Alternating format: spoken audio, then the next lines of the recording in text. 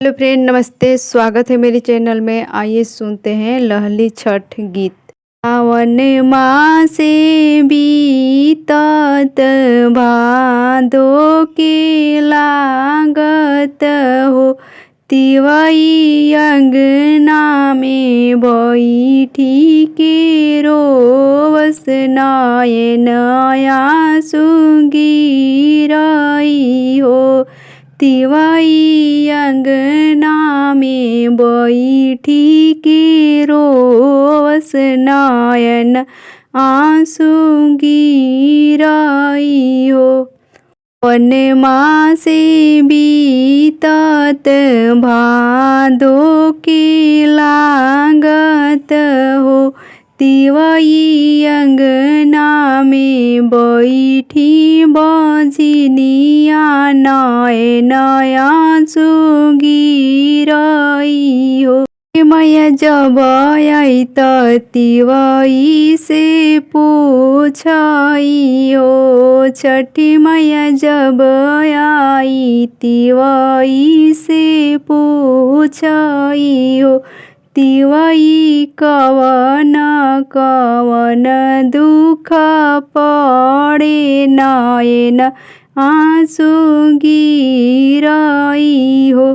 तिवई कवन कवन दुख पड़े नयन आँसू गिरई हो।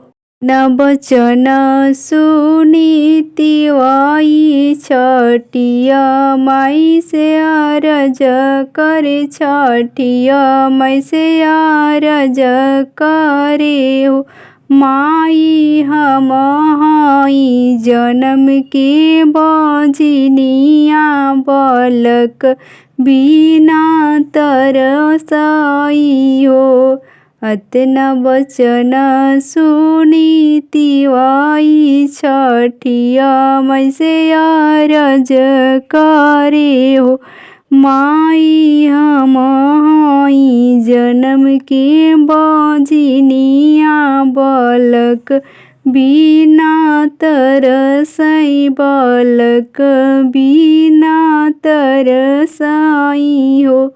माई कवन से भइले कसुरवा, ललन बिना तरसई, ललन बिना तरसई हो।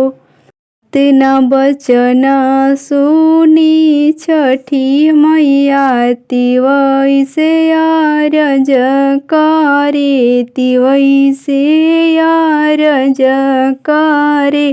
तिवई सासु ननद की गरियावही हो। तिवई जेठ के करु अपमानवा, जेठानी से तू लड़ऊ हो।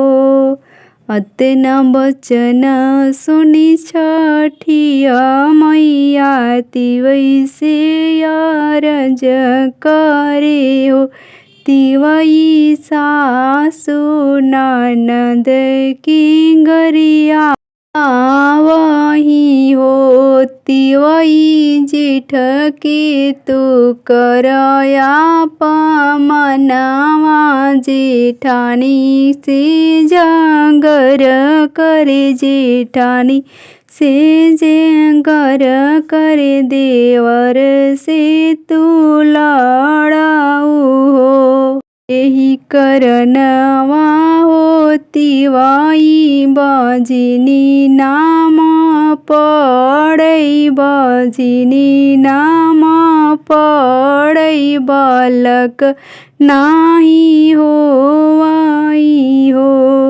माफ कर छठिया मैया, अब नाही करब सुसेवा करम, ननद से मिली रहमी हो।